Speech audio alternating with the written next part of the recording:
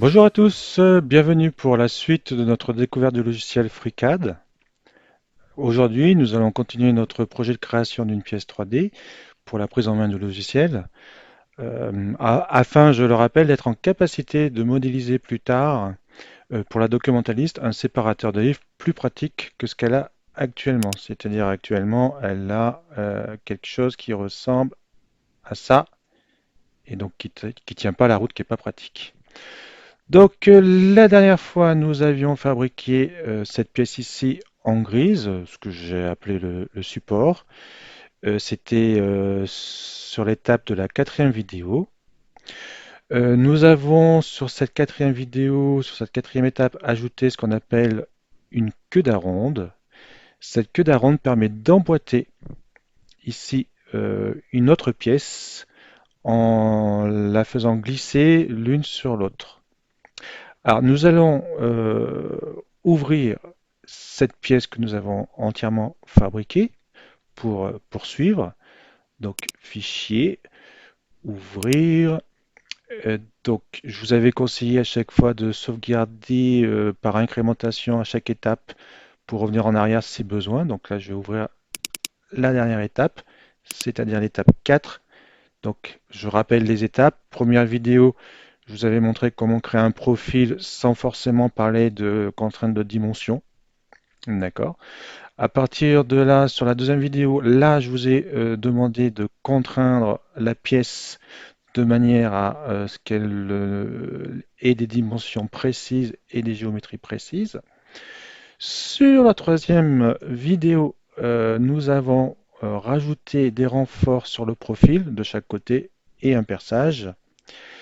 Et enfin, sur la quatrième vidéo qui correspond à la pièce que vous avez ici, nous avons rajouté une queue d'aronde. Donc nous allons fabriquer une deuxième pièce qui va glisser sur le support. Donc la deuxième pièce, la voici.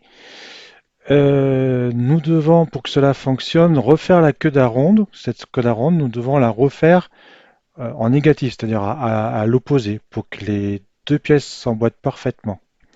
Alors, quand je dis refaire à l'opposé, ici, il faudra faire un peu plus grand, mettre un petit jeu pour que ça puisse coulisser. Donc, cela signifie deux choses. Un, nous devons créer une nouvelle pièce. Et deux, cette nouvelle pièce doit avoir une partie similaire à la première, au niveau donc de la queue d'aronde. Il faut que ça soit similaire. Donc, il existe plusieurs méthodes pour réaliser ces deux choses, mais toutes ne sont pas adaptées à nos besoins. Je précise pour cela que vous pourriez utiliser une méthode différente de la mienne, qui pourrait être plus appropriée dans d'autres situations que la nôtre, mais je vais donc essayer d'expliquer mes choix, pourquoi je fais une méthode plutôt qu'une autre. Alors, mon premier choix est de créer la deuxième pièce dans le même fichier que celui contenant la première pièce, c'est-à-dire dans le même fichier ici. Là, j'ai ma pièce support et cette pièce ici, cette deuxième pièce qu'on va créer, qu'on commence à créer, nous allons le faire dans le même fichier. Alors, certes, si nous étions dans un cadre professionnel, ce ne serait pas une bonne idée de faire toutes les pièces dans un seul fichier pour plusieurs raisons. L'une des raisons principales est que dans l'industrie comme ailleurs, une pièce peut être utilisée dans plusieurs projets. Par exemple, si je prends l'exemple de l'automobile, vous savez qu'il y a plein de pièces qui sont communes à différentes voitures. On ne reconstruit pas toutes les pièces à chaque fois. Une jante de voiture peut aller sur des milliers de voitures différentes. Donc je vais faire une pièce pour la jante, je vais faire une pièce pour le pneu, je vais faire un assemblage pour la jante et le pneu qui fera la roue, et ainsi de suite. Il serait donc plus judicieux de créer autant de fichiers qu'on a de pièces qu'un seul fichier pour toutes les pièces.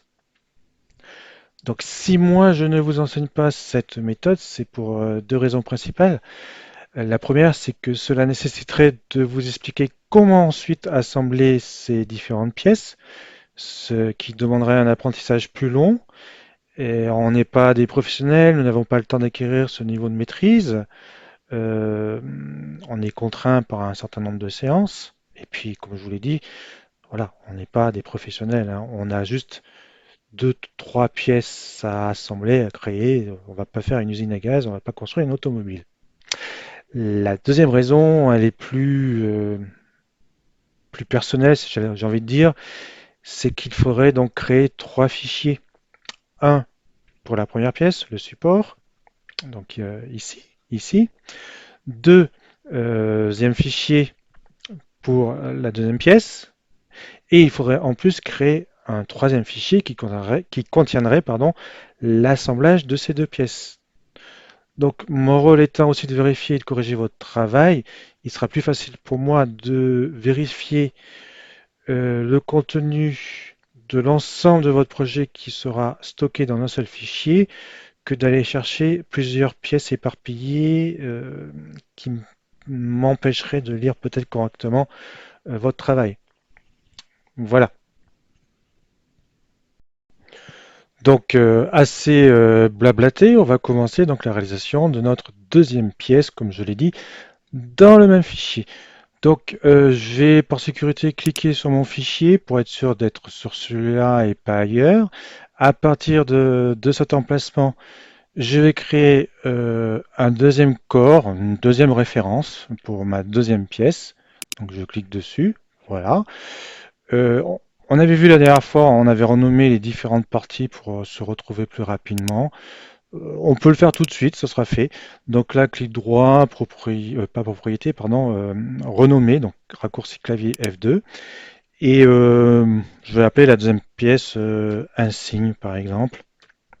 Voilà, où il y aura marqué CD plus tard dessus. Donc voilà, on sait que la première chose à faire, du coup, c'est de créer un profil qui va ressembler à ça, là. Donc, on va partir d'un profil 2D. Alors, pour faire ce profil, il y a plusieurs méthodes. C'est toujours pareil, il y en a des plus rapides, mais souvent les plus rapides ne sont pas les plus perspicaces, les plus fiables. Donc là, pour le coup, je vais faire l'inverse. Je vais vous montrer une méthode plus robuste, plus rationnelle, plus pérenne, et je montrerai par l'exemple. Donc du coup, je ne vais pas vous montrer les différentes méthodes, mais ce que moi, je vais appliquer. Alors, je vous ai dit qu'il fallait reproduire cette partie-là. Donc on pourrait recopier les dimensions et faire un nouveau profil. On pourrait copier le profil, le coller sur un nouveau profil pour avoir les mêmes dimensions, sauf que si on change de dimension sur une pièce, elle sera pas répercutée sur l'autre. Donc j'oublie ces deux méthodes. Je vais vous en montrer une beaucoup plus simple. Donc très important pour que ça fonctionne. Cette pièce, donc c'est la pièce support. D'accord. J'ai créé un nouveau corps dans lequel je n'ai pas encore créé d'esquisse. Et donc, il faut être dans ce nouveau corps. Donc, on sait qu'on est dans le nouveau corps quand ça apparaît en gras. Si je fais clic droit, vous voyez, corps actif, c'est coché. Ici, support, si je fais clic droit, c'est pas coché. Donc, je dois être dans le corps, dans le nouveau corps, et je vais prendre une référence de surface qui contient ma queue d'aronde. Donc, bah, c'est cette surface ici qui m'intéresse. Et une fois que j'ai sélectionné sa surface, même si c'est pas très visible, on va le voir tout de suite, je vais cliquer ici. Alors, ce bouton-là, ça permet de créer une forme liée de la première pièce, du coup, sur ma deuxième pièce. Et on verra que cette liaison, en fait, elle est dynamique. Si je modifie des choses sur la première pièce, ça se répercutera sur la deuxième. Du coup, là, bon, c'est un nom bizarre, hein, je ne sais pas ce que ça veut dire en anglais, désolé. Donc, je vais faire un clic droit et je vais renommer ça tout de suite pour dire que ça, c'est ma référence géométrique, géométrique, pardon, de ma première pièce. Voilà. Maintenant que j'ai cette référence géométrique, je vais pouvoir créer mon esquisse. Alors, autant je vous avais dit qu'on pourrait prendre n'importe quel plan de travail pour démarrer. Là, il n'y a qu'un seul bon choix, c'est être dans le même plan que où j'ai fait le profil. Donc, je vais prendre ce plan-là. Voilà. Alors, je vais fermer mon esquisse. Elle est vide. Je vais vous montrer quelque chose. Je vais cacher le support, la pièce numéro 1, et vous voyez, on voit on voit quand même cette face-là. Je vous rappelle, la face que j'ai sélectionnée, c'est ma référence. D'accord? Si je cache la référence, on n'a plus rien.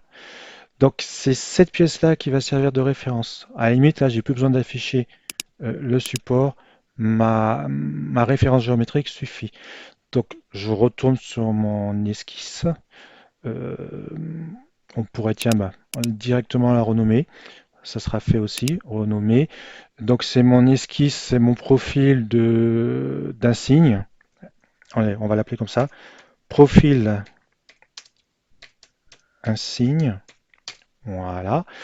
Donc je rentre dans le mode édition. Là, je suis dans le mode modèle. Donc ça va tomber sur le modèle tâche.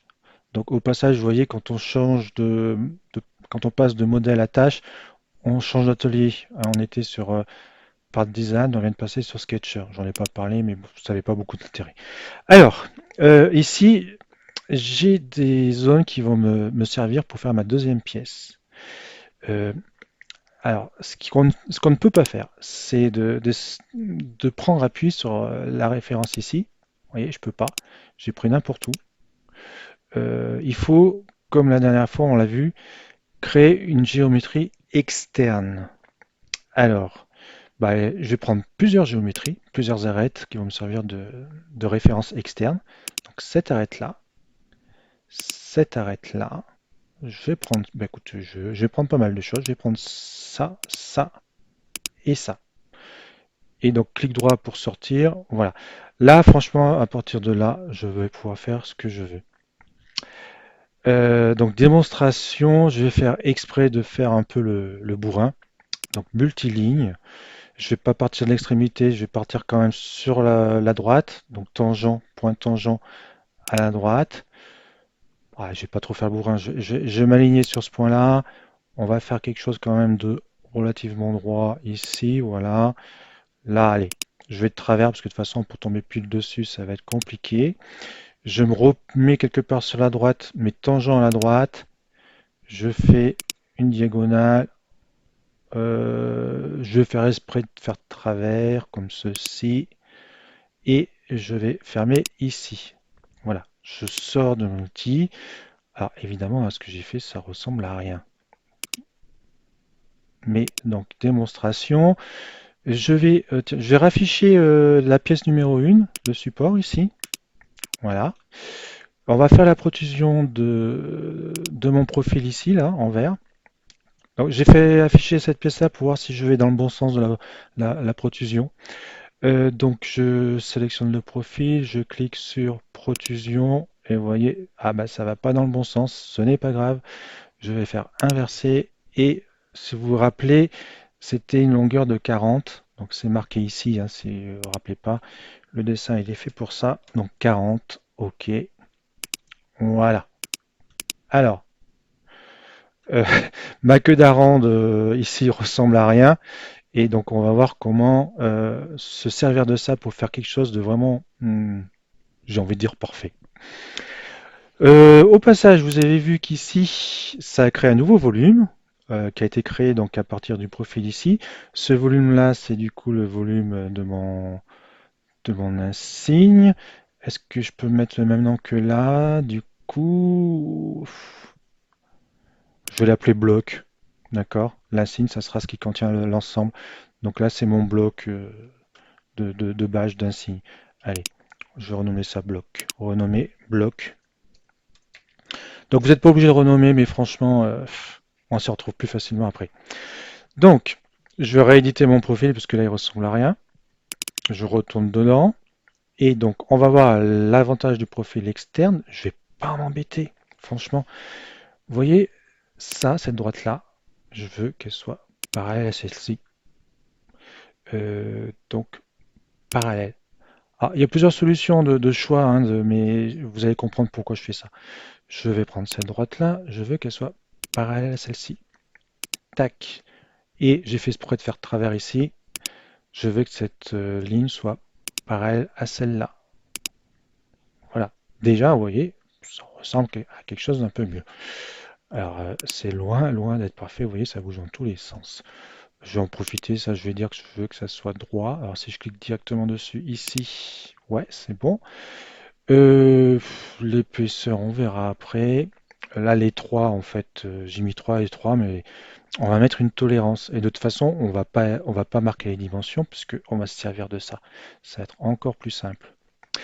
Donc voilà, moi je veux un jeu ici. Je veux pas que ça soit collé, parce que sinon, ça va pas pouvoir glisser. Donc du coup, là, je vais laisser un peu d'espace. Alors ça bouge dans tous les sens. On va commencer à fixer. Je veux que entre ce point-là et ce point-là, alors dans ce, alors j'y arrive pas, non, il veut pas prendre, non, il veut pas, annuler. Je veux que entre cette droite-là et cette droite-là, en termes de distance, voilà, que j'ai un jeu en fait. Et ce jeu, ah, pardon, ce jeu, je pense qu'il faudrait 2 dixièmes, mais vu qu'il y en a de chaque côté, ça ferait peut-être beaucoup. J'ai marqué 1 dixième, donc c'est-à-dire 0,1 mm. Alors, vous voyez là, si je zoome, donc c'est pas collé, d'accord? J'ai un petit espace volontairement. Et je vais faire pareil ici. Je veux qu'entre ça et ça, tac, il y ait aussi un petit dixième, donc 0, pardon, virgule 1. Voilà. Et enfin, je veux que entre cette droite-là et celle-ci, je vais mettre 2 dixièmes, 0,2. Voilà. Déjà, là, si je ferme, vous voyez, ça a épousé la forme et en respectant un jeu. Alors, euh, l'avantage d'avoir fait par rapport à cette référence externe et de ne pas avoir donné de dimension, mais juste un écart, vous allez le voir tout de suite. Je vais modifier la pièce 1. Donc je vais retourner sur mon support dans lequel j'avais fait le profil du T. Voilà. Et je vais faire exprès de déformer ma pièce. Donc par exemple ici j'avais mis un angle 45 degrés. Voilà, je ne sais pas ce qu'il va me prendre. Je vais mettre 20 degrés. Voilà. Ici, je vais supprimer la contrainte d'horizontalité. Je vais faire de travers. Et qu'est-ce qui va se passer? Eh bien, vous voyez, cette pièce ici, elle a pris en compte les modifications de la première pièce et elle a gardé du coup le même jeu ici. J'ai rien eu à faire. C'est quand même magique. Si j'avais rentré des dimensions précises, ça aurait fonctionné dans un sens, mais si j'avais modifié les dimensions du premier profil, bah, ça ne serait pas adapté. Donc voilà, ça c'est quand même quelque chose de très intéressant qu'il faut retenir. Euh, J'essaye de vous résumer. Donc, vous créez d'abord votre nouvelle pièce en créant un nouveau corps. Vous êtes sur le nouveau corps. Vous sélectionnez la face que vous voulez qui sert de référence. Une fois qu'elle est sélectionnée, vous cliquez ici sur créer une forme liée à l'objet. Et du coup, ça crée un fichier, une référence qui s'appelle Binder, je crois, et du coup que j'ai appelé moi référence géométrique. Et puis ensuite, quand vous construisez votre profil, eh ben, vous faites des références, des géométriques externes. D'accord? Alors, je vais remettre quand même ma pièce comme elle était. Euh, je vais faire CTRL Z. On va gagner du temps. Voilà, elle est verte, elle est entièrement contrainte, fermée. Vous voyez, c'est quand même magique. Alors, je vais en profiter, je vais peut-être faire des arrondis ici.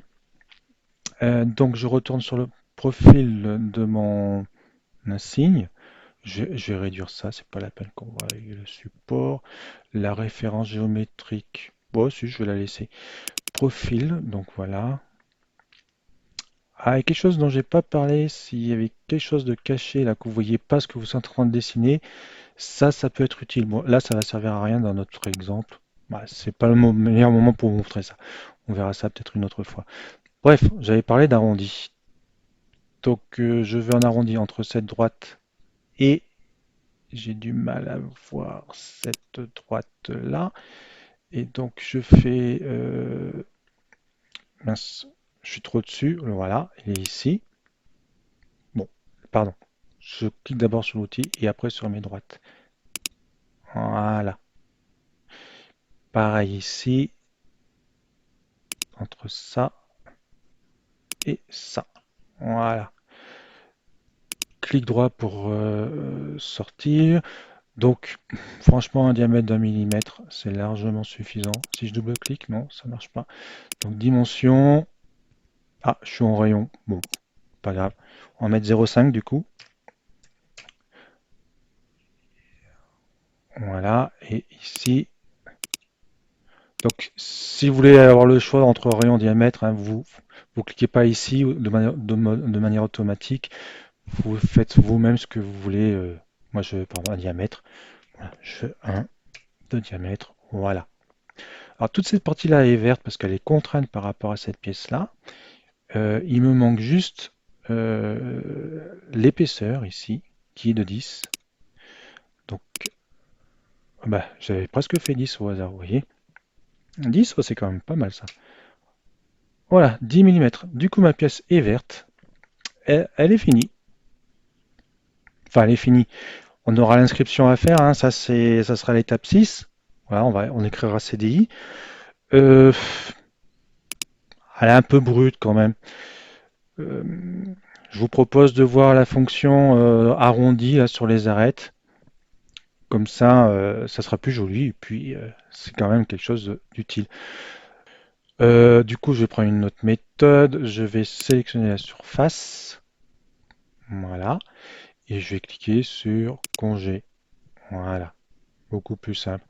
Et là, donc, sur la face numéro 7, a priori, je peux définir le rayon. Ouais, écoutez, on peut faire quelque chose d'assez large, de 3, peut-être pas plus quand même, hein. Ouais. Un rayon de 3, ça fait quand même donc un diamètre de 6 mm. C'est un gros arrondi. Voilà. Donc notre pièce ici est finie pour bien montrer que j'ai deux pièces ici. Donc je vais cacher celle-ci. Ah, dans celle-ci, je vais cacher la référence externe. Voilà. Je vais aussi cacher le profil qui ne nous sert plus de manière à ne voir que la pièce. Donc vous voyez, ça ressemble à ça. Euh, Filet, pour information, c'est mes arrondis ici. Si je cache le filet, bah, j'ai plus rien parce que j'ai plus rien de visible. Donc là, j'ai la pièce sans les arrondis puisque les filets sont cachés. Et là, si je clique sur filet, ça désactive ici et on voit mes arrondis. Voilà, il ne nous reste plus qu'à enregistrer le travail. Je vous aurais bien parlé d'autre chose, mais on en parlera après. Donc voilà, donc il suffit maintenant d'enregistrer le travail. C'est l'étape numéro 5. Donc fichier, enregistrer sous et donc un signe 3D, étape 5. Voilà, je vous souhaite une bonne continuation et vous dis à bientôt.